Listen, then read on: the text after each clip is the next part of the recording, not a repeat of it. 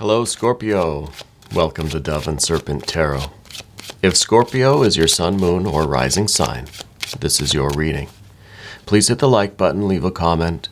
Consider subscribing to the channel, especially if this reading resonates with you. And if there is anything you would like me to pray over or meditate upon or send positive energy toward, please let me know. Right. Now, this is going to be a general reading, so try to be open and receptive to whatever may come through during our time together. I am merely the messenger. And I ask you to connect directly with each of these cards and use your own intuition to take you beyond the details that I might provide. And remember, Scorpio, that the most important part of any tarot reading is you. And a 7 of Cups to start us out. All right, we can deal with this. All right, that's the only way to go is out of this, right? Or through it, let's say. So let's see what lessons this has for us right now. Well, if that's not a card of getting through it, I don't know what is. Let's put this into a greater perspective. There we go. Oh, there we go. Interesting. Big changes are coming. Big changes. I think that we need to modify our plan a little bit, right? Let's select our mystery card, bonus card, confirmation card. Now, Scorpio, I feel like this is going to be a pretty intense reading. I think this is going to be quite serious, but I really do have a strong feeling that everything is going to be wonderful, and that mystery card is going to confirm it for us at the very end of the reading. It's going to tie everything together, all right? So let's give it a chance here, all right? Let's see what energy we have. We've got major, major, major. We have our trinity of major arcana. This is good news. This is really, really wonderful. We've got some fire here. This is also some fire energy with this art or temperance card, that Sagittarius energy. So we have our fire. We definitely have our water, right? 1, 2, 3 good water cards, even 4 with that Pisces energy, the moon energy at the end. We have a little bit of air, which is up here. And then, of course, we have our earth. I kind of feel like this Knight of Discs here, this is fire of earth. This is vision. This is the spiritual sight, right? This is you looking off this, out from this plateau, surveying the land, right? Just looking out to the horizon, and you're seeing, this is what you're seeing, right? And I think that this is meant to be some foresight, some forethought, you know? We're looking at everything that will be, okay? I think this is very good energy for you. I think that you have a very clear picture of what you want, right? And in order to get what we want, we've got to make some, not changes, we've got to make some modifications here, right? The first thing, of course, is all of this water energy. It's kind of as if this knight has to cross this great river, right? Maybe we'll do an I Ching reading toward the end here too, because this seems like the great river, right? Many I Ching readings or responses, the hexagrams will say it's either a good time or a bad time to try to cross the great river. I think you're looking at this river and thinking, this is the big challenge that I have to get across, right? We're not too fond of this challenge. We're not too happy about it. Right? It could be that we're letting something go. It could be that we have to really overcome. We have to just really make that big leap over this water energy. This is kind of our swan dive here in a certain sense. But we're arriving at some very, very strong energy, but this is the big river. This is the great big leap, the big challenge that's before you. It's a situation that I think we are indulging in. 7 of Cups, yes, it's something that might feel good, but when we look closely at it, it's not really that good for us. Yeah. This is kind of, well, it could be a substance, right? It could be a relationship. It could be just a way of thinking. It could be a way of feeling. It could be letting go of some, well, maybe even a past connection, something that we're very attached to. I think we know deep within us that it's not to our greatest benefit to hold on to this, but we're having trouble letting it go. And that is also some 9 of Swords stuff. See, if we look at the 9 of Swords, 10 of Cups, it's as if we know that we're holding on to this and it's damaging our hand. We're gripping the thorns way too tight. We know we should let go, right? We know that it's not doing us any favors, but it's difficult to let go. We feel an attachment to something, even though we consciously know the truth, right? And the 10 of Cups down here at the bottom, I feel like this was a situation that developed along perfectly normal lines. It grew, it became full, it reached the end of its allotted time, and now it's time to go, right? It's overstayed its welcome. It's nobody's fault. I feel like this could be a career thing, a job thing, maybe your relationship with an employer. Maybe you've worked there for so long, you've climbed the ladder as far as you could go, and this is it. They can't really pay you anymore because then you're going to be making more than the boss, right? So this is kind of it. This is the fullness of it. It's a comfortable fullness, right? But it's also an indication that, yeah, you enjoy this while it lasts, but let's not hold on to it longer than we need to, right? Because then we start our hand starts to get bloody. We start to do ourselves a disservice. I think that's why coming out of this 10 of Cups, we've got Hanged Man, 7 of Cups, 9 of Swords. This thing is starting to grow into a bit of a monster here. It's starting to grow into something that's just not very good for us anymore. The Hanged Man is kind of saying, look, we need to just do a really nice kind of spiral dance, swan dive right over this thing, right? We don't have to have perfect form. You don't have to be on the high dive or anything, but we need to get over this in one fell swoop, right? Because out of this, and this could be a family relationship, it could be a romance, it could be, a friendship even, one that's not in and of itself isn't bad or dangerous or there's nothing wrong with it, but it's overstayed its welcome. The longer we hold on to this,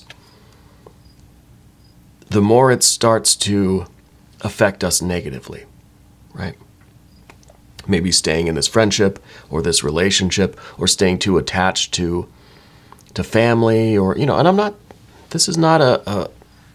not advocating that we leave our job or leave our friends or abandon our family. That's not what I'm saying. There's something in your life that you're holding on to that is beginning to look a lot like a 7 of Cups, and it's having a 9 of Swords effect on you.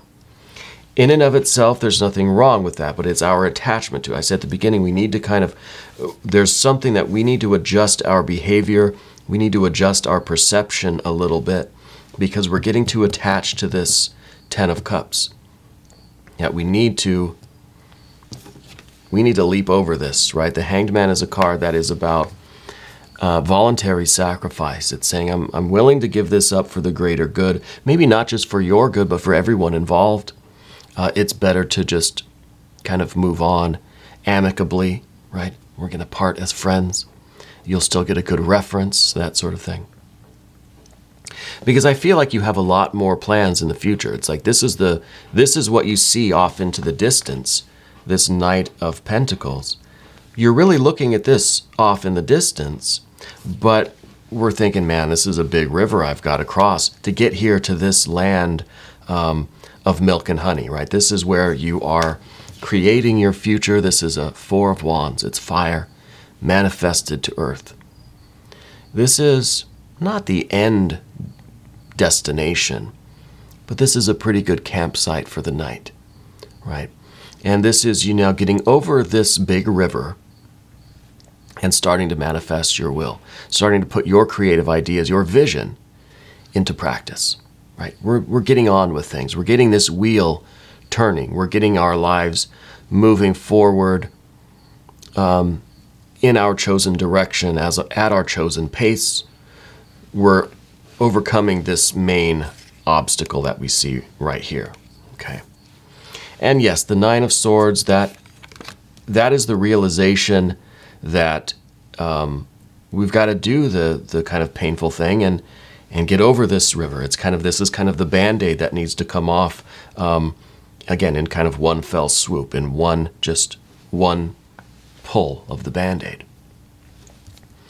It's not going to feel good, but it's going to be better than if we just let this thing fester. If we just let it sit here and stagnate, again, turning this Ten of Cups, what could be a very kind of perfect memory, we're holding onto it so tight that it's starting to decay a little bit, right? It's like, let's dry the flowers out. Let's take a picture of them before they just start to kind of rot and turn into just a mess.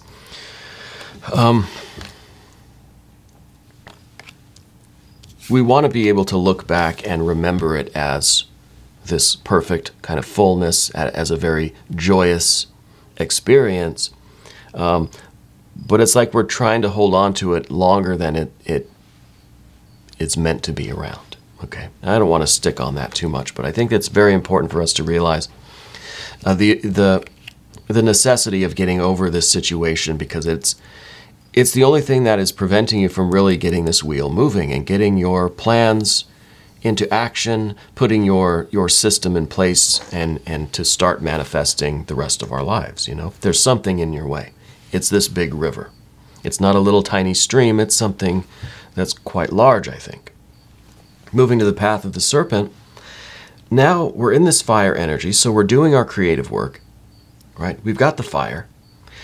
But the Queen of Wands is also water. It's water of fire. We're taking this and we're using it as a very positive memory, a positive motivation to push us forward in life.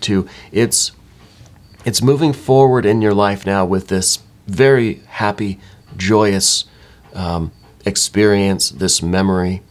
We cherish it, right? And I think that's us using it in the correct way, not trying to hold on to it, not trying to stay in this spot forever, but to be very satisfied with what it was, and to have this kind of, it's kind of a mixed blessing. It's bittersweet, but we cherish the time that we had. We cherish the experience of that river and what it meant for us and what it was, and we're using that memory as fuel for our creative work. And that's why there's water within the Queen of Wands here. And then there's water that comes next too, with the Three of Cups. So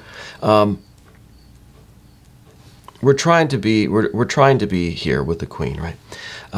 In the environment, though, the Three of Cups, this is the timing, this is your environment, this is your relationship with the environment. And I feel like this is a celebration. I feel like rather than letting this get to the point where we now don't cherish the memory, right? Where now it's become kind of a bad memory, let's celebrate it for what it was. Let's celebrate the beauty and the fullness and the achievements, whatever this was. This was a work thing. If this was your old creative project, maybe this was the old band, right? Whatever it was.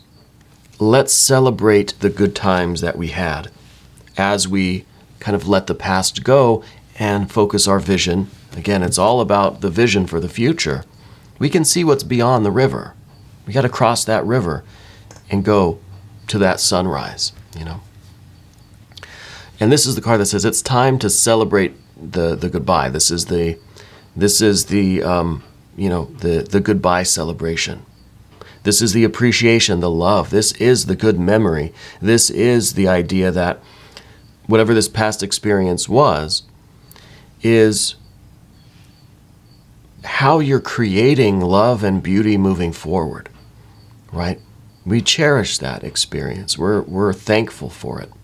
And we're going to celebrate it in our hearts, in our memories, and in the work that we're doing in the future. Okay? We see a lot of work in the future. This is the art or temperance card. It could be that you are an artist. We could take this literally and say that you are an artist, and this is this is kind of just one of the sacrifices, one of the many sacrifices that an artist will make for their art, right? This is the card also that we don't want, though, because this is the card of temperance. It's the card of having to take this water energy and instead get some fire going. We have to build up this fire so we don't just get flooded out by the water, right? This kind of, whether it becomes sentimentality or nostalgia or just a clinging and attachment, we've got to sort of balance this with fire, right? With these two, with the fire energy. And so the art or temperance card, yes, it's something that we don't really want, because there's a reason why water energy of that kind is so powerful, because we want to stay there, right? And it's difficult to get out of a situation like that.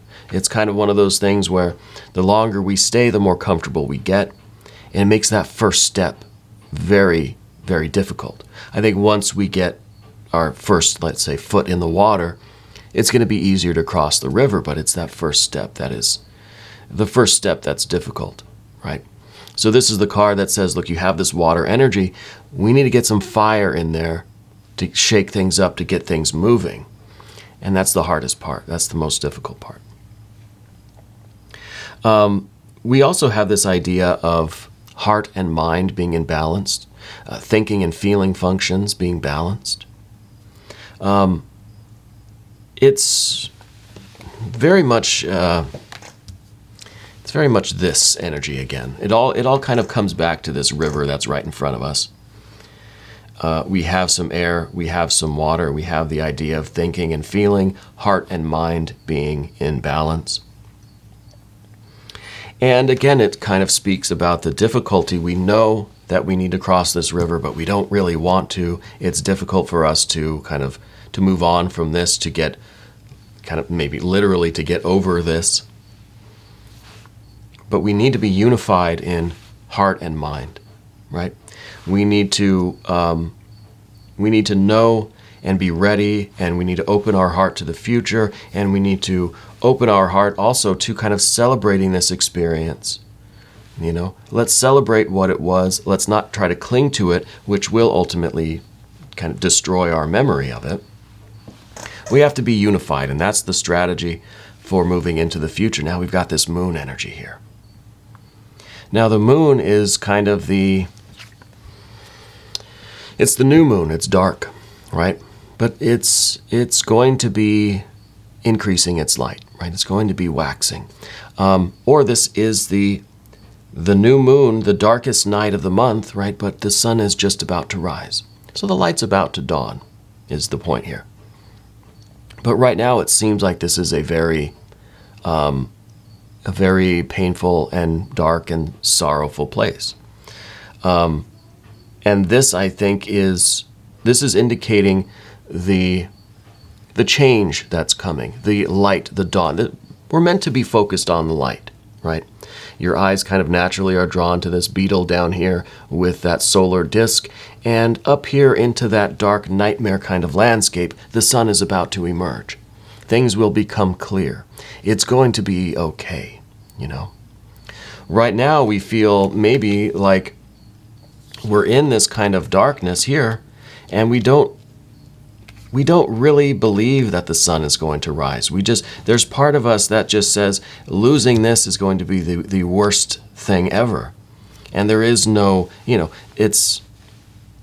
that's what makes this such a difficult river to cross, right? Because we have to trust that things will get better later on once we make this shift Once we leap over this river, I think that motion is you as this beetle, because the beetle's all about transformation, making these adjustments within yourself, unifying your heart and mind, moving forward across the river, is you pushing that sun into that darkness, right?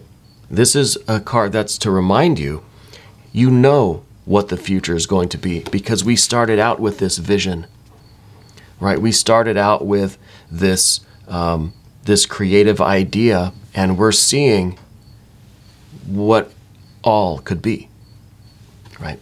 So it may seem like it's just blindingly dark right now, and there's no possibility of any clarity or any movement because it's so dark you can't see where you're going.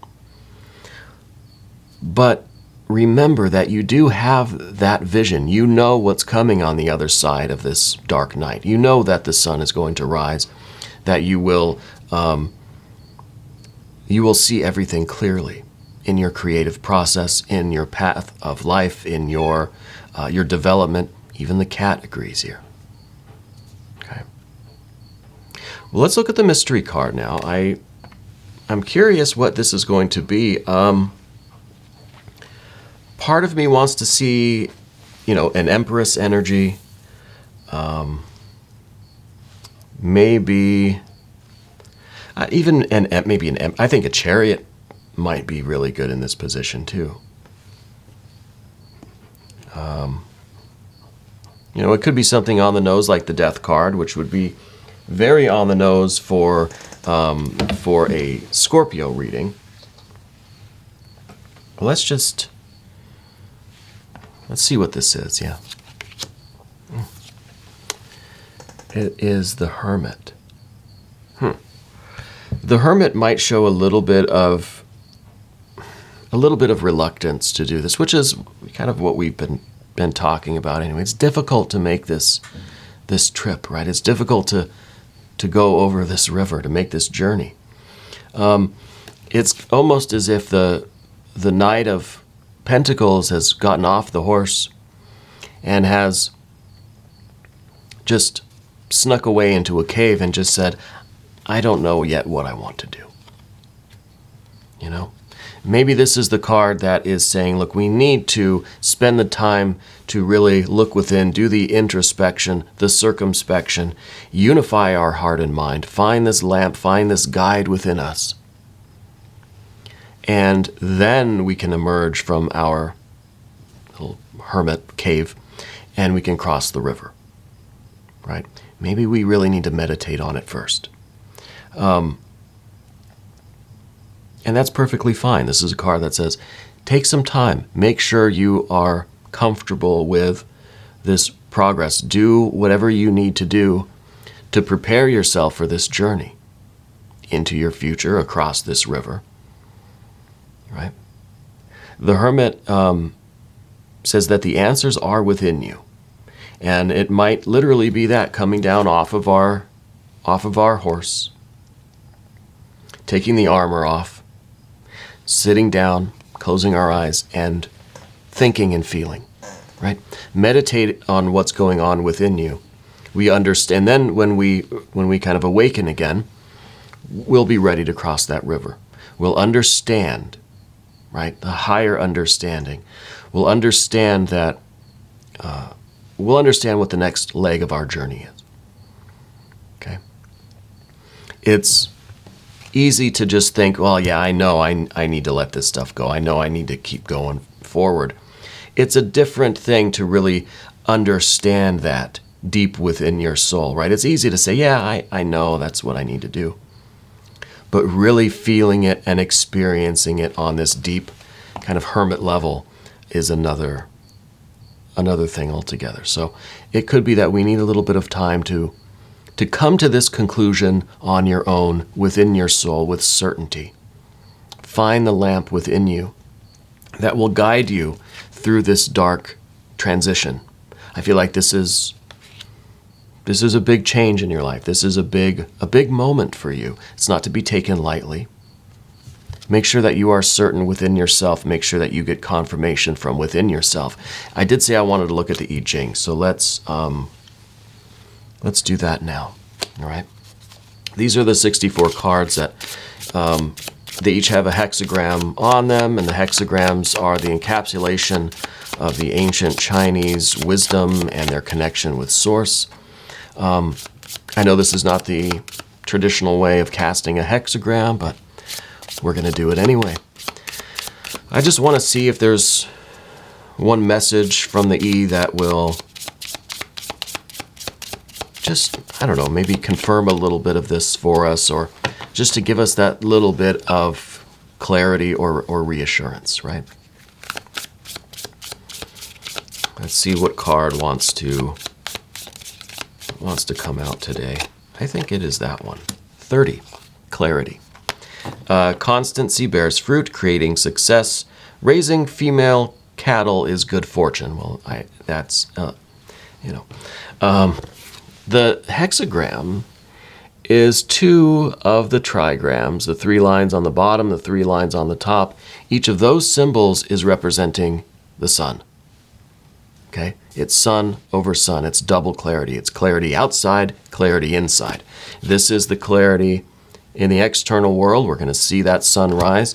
This is the clarity within you. I mean, the E never fails. This is a perfect hexagram for this situation. We're getting the confirmation from the world around us. At the same time, we're bringing our own certainty, clarity, our own light to the situation, right?